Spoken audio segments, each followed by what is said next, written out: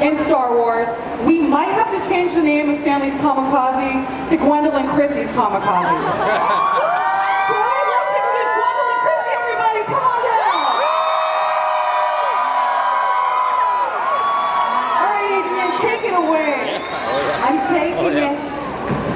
I'm taking it away. Hi everybody, how are you? I have to say, as an avid reader of Game of Thrones and a huge fan of the show, I am so happy that my most favorite and beloved house is represented with these three, which is House Stark. They are all deeply involved with House Stark. So I'm so excited, and thank you guys so much for being here. I just wanted to say, one of the things we noticed with all three of your characters, and by the way, poor Esme, she's our one dead, so she's kind of like a walker. We have a walker here today, but I noticed with your characters, like you three really transform throughout the series. I mean, you go from pretty much the hand of the King of the North to Kraken Prince to Reek. That is like, woo, story arc central. I mean, you started in the north and worked your way to the south and literally dabbling in King's Landing's like two most ruthless men. And you battled against many kings and you've proven yourself to many men. So I'd like to start with Alfie. I mean, your storyline literally blows my mind. What is that like to enter, like being so regal and awesome and then taking that plunge into where you are today? It's a crazy arc for sure. In the books, I think it was kind of more, he knew what he wanted to do in the books, whereas I think in the TV show you sympathise with the character a little bit more, so the arc is bigger in a way. Yeah, it's good, but yeah, Reek is definitely a challenge, but it's something that, you know, I have to correct people on. It's not Theon, it's Reek. Yes, now it's Reek. You're not allowed to be Theon. Exactly. I wanted to know, like, some of your scenes, I mean, we've all had gruesome scenes up here, but I have to touch on it. Your castration was like the worst thing I've ever been through. No, I don't know if anyone actually watched it. What was it like on set that day? Was it solemn? Were you joking? No, you gotta keep things light, because the more you keep it light, the kind of darker you can go in the scene itself, I think. But yeah, it was a joking atmosphere. So. See, I was always wondering, because I'm like, as an actor, like, what that must take to sit there and try to portray that you're getting your junk hacked off. Yeah, it's a tough one, but sort of gauging that sort of pain is difficult because obviously I've never experienced that. Now, Esme, you are also involved in a pretty grotesque scene that wasn't in the books, but I mean, it blew my mind. I'm sure anyone that watches the show knows exactly the scene I'm talking about with Joffrey and the other lady of the night. What was it like on set that day? I mean, it was very awkward. I don't think anyone, I don't know, like Alfie said, you're not really all joking around and having a laugh like you might normally be.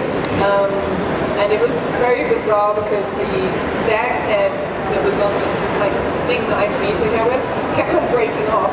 So in between every take of me like beating this pillow that's like right next to the girl I'm actually beating next to, I suppose, the prop kept breaking.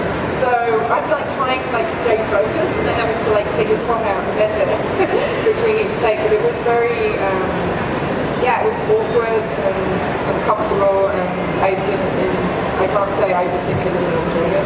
See, I'm just happy that you guys were as uncomfortable as we were. Yeah, and I think it shows. I mean, that's one of the reasons that it's kind of good to keep that, you know, keep the feeling going on set without, you know, not breaking it up, not like chit-chatting and stuff between takes, because you can really, like, as Malcolm said, like, get into it and stay in that place, and the more you do it, the weirder it gets, and crazy stuff that you hadn't even thought of starts coming out, and it's very awkward. Crazy indeed. And Gwendolyn, I had a really specific question for you. I'm sure most of the ladies in the audience are going to agree. She is pretty much like our patron saint of girl power right now. For me, with Brianna Tarth, the moment that she took my breath away wasn't, you know, in the tourney or anything. It was when she was walking on the path and took on the Stark men, and literally Jamie Lannister's like, you know, mouth is on the floor like, oh my god, this woman just owned like 4 or 5 dudes in front of me. That for me was your character's like, you know, Wonder Woman moment. For you, which scene did you act out that you actually kind of puffed out your chest and you're like, I'm feeling it today. I am the Wonder Woman. I think it would be, I'm assuming that everyone here is up to date. Yeah. I think it would be my most recent fight, which the Hound. Rory McCann is such a brilliant actor. He's really dedicated, he's really enthusiastic, and that was a real challenge. I definitely had to grow some balls for that.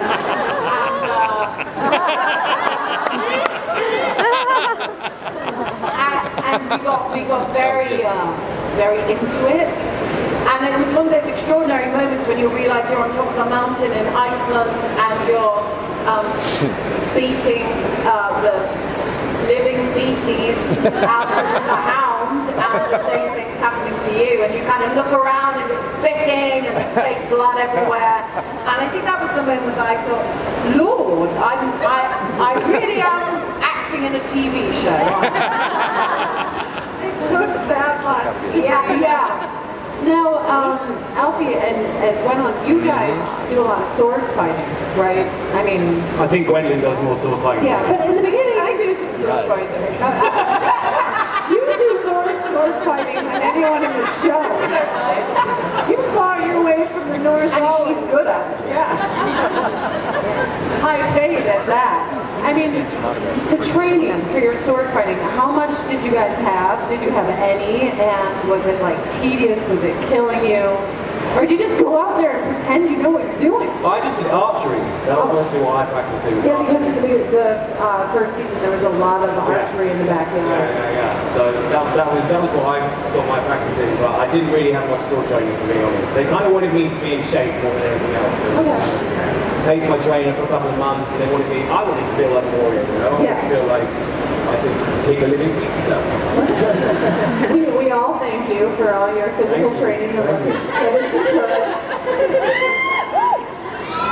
Gwendolyn, you had a lot of fight. I mean, obviously you had to have some training. That was brutal. I was very, very lucky. Before I was lucky enough to play the part of Brianna Tarth, I hadn't been to a gym for some time. So I embraced that regime, and I was also very lucky in that I trained with a brilliant C.C. Smith, who's a fantastic stunt director, stuntman, and he taught me to sword fight. We do 3 or 4 days a week in Belfast for 3 months initially, just to try and get me into some sort of shape and capability. And we went from there. I was very enthusiastic about it all, and put on quite a lot of muscle with a trainer. And then for the fight with the Hound, we trained for 2 months before, again 3 or 4 days a week. And the stunt guys would come in at like my lunch breaks and go to me going, your abs aren't tight enough. I don't believe you could kill me. Come on. And then they just start wrestling with you. And after I would sort of initially, and then after a couple of weeks you're just like slamming that guy in the face. So that was my That is awesome. I love that. I wanted to ask you, I mean, obviously, unfortunately, we lost you to many crossbows and you're just put into a bed. But you two, are you guys aware where your characters are at in the books at all, or no? Just curious, or do you want to like keep that for yourselves? Well, I stopped reading the books about halfway through the second season, so I didn't want to preempt stuff for years. And it's kind of taken its own path now. The TV show has a lot of things in which the books doesn't, and my storyline kind of got brought forward. A lot of the torture happens to me in book 5, and it's actually happening in book 3, so I actually have no idea where the story's going to go, so I'm just, none the wiser. That's kind kind of the fun thing is now that they're changing things, you guys think you have this manual of what's going to happen to you, but technically it's not. What I would love to do now is bring in some audience questions, because I asked mine and I feel pretty good about myself, but I know there is a lot of you out there.